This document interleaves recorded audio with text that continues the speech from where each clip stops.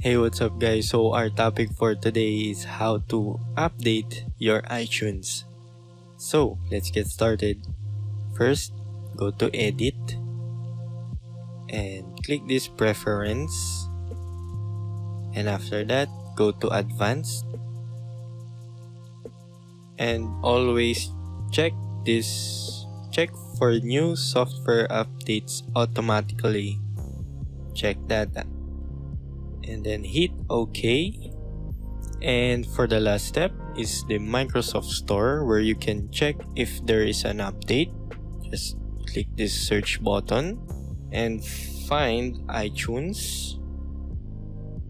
There you go, iTunes app.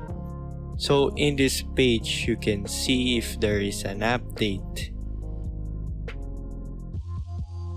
And that's it. I hope it helps you a lot. Please request any video tutorial, just comment it down below and let's try doing it. And I'll see you on my next video.